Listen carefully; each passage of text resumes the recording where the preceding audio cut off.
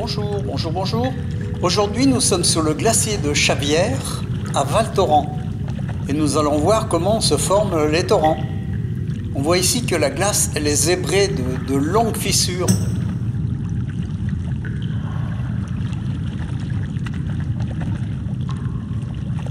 Ce sont des chenaux d'écoulement creusés par les eaux de fonte superficielles. On appelle ça des bédières.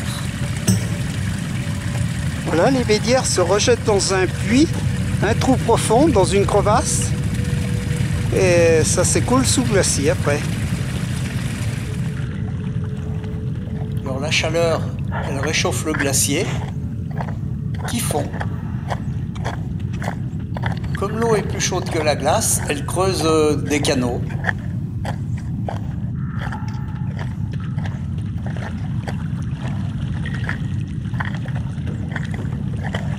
Et le débit a augmenté.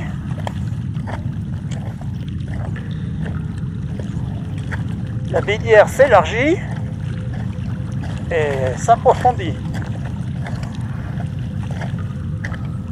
il y en a partout sur le glacier. Ces canaux s'élargissent et s'approfondissent au fil du parcours sur la glace. Parce que plus l'eau descend, plus elle est chaude aussi.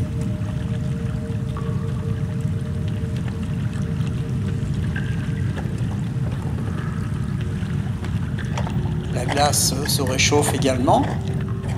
Les canaux, les bédières, elles se rejoignent et se rassemblent dans un trou. On appelle ça le puits.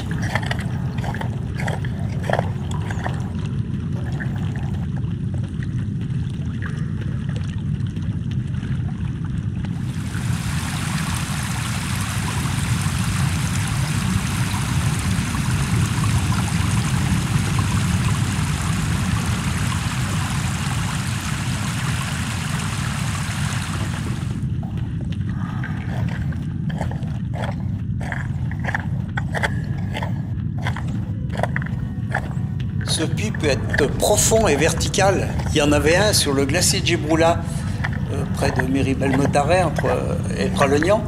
Il avait un diamètre de 5 à 6, 7 mètres. Il est vertical et très profond. On n'osait pas aller au bord.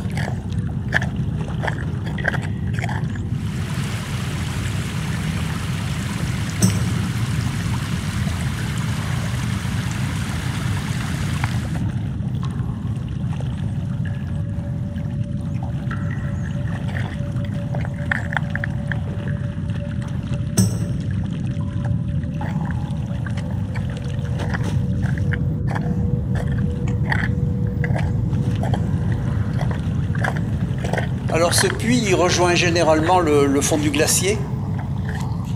Les eaux s'écoulent ensuite sous le glacier pour fermer le torrent sous-glaciaire.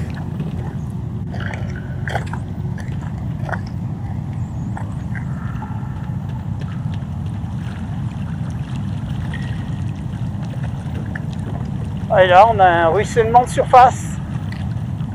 Des eaux de fonte de surface.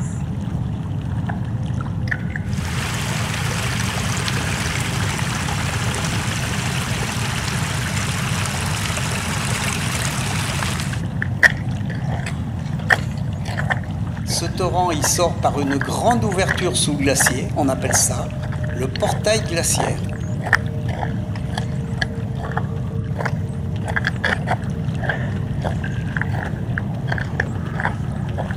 Les eaux au départ du sommet du glacier, elles sont claires.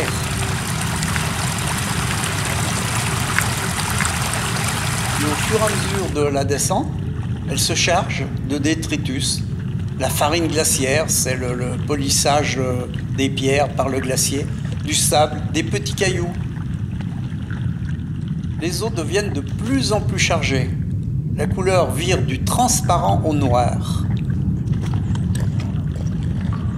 Je suis la bédière qui était transformée en petit torrent avec une eau toujours chargée.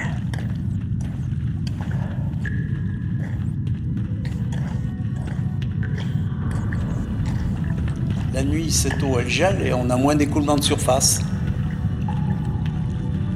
Où là, on a un ruisseau un peu plus important. Puis puis avec la montée de la température, le torrent prend de l'ampleur pour devenir impétueux.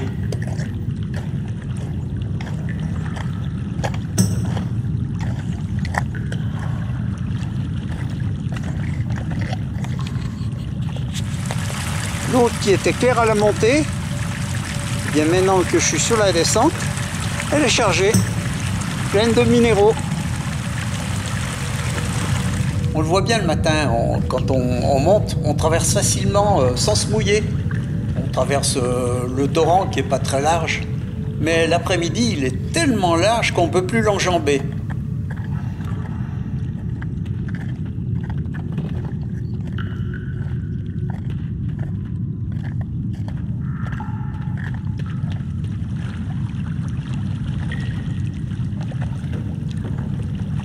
Le glacier de Chavière, lui, il se situe à une altitude assez basse, entre 3004 et 2009.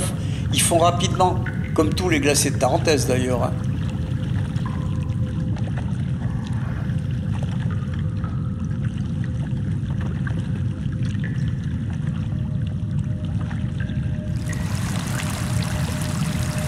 Plus on descend, plus l'eau est chargée.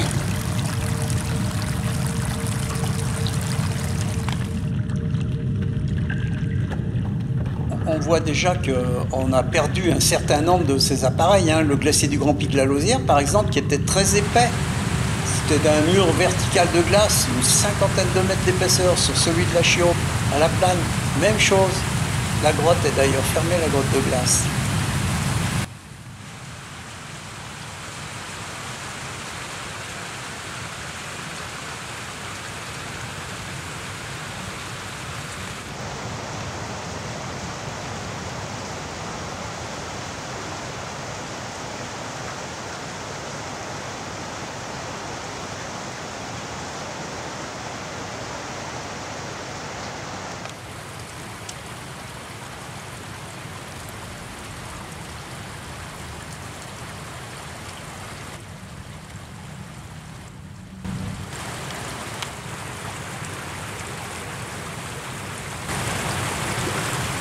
Sur le glacier de Gibroula, au fond de Miribel-Motaret, où la langue glaciaire est montée très haut alors que c'était la plus longue de la Vanoise. Il y a le glacier de la Cicaron aussi à Valto. Il ne reste plus rien. L'aiguille rouge aux arcs, elle subit le même sort.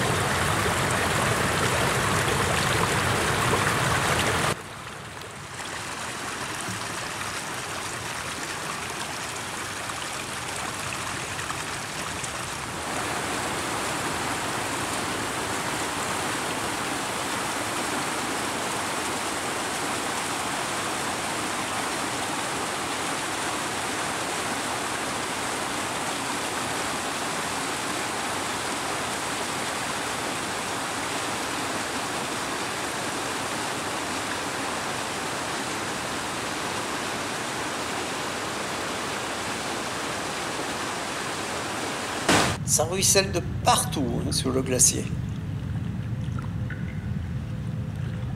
Le matin, on ne s'en aperçoit pas. Le sol est gelé. D'ailleurs, on voit des plaques de glace. Mais alors l'après-midi,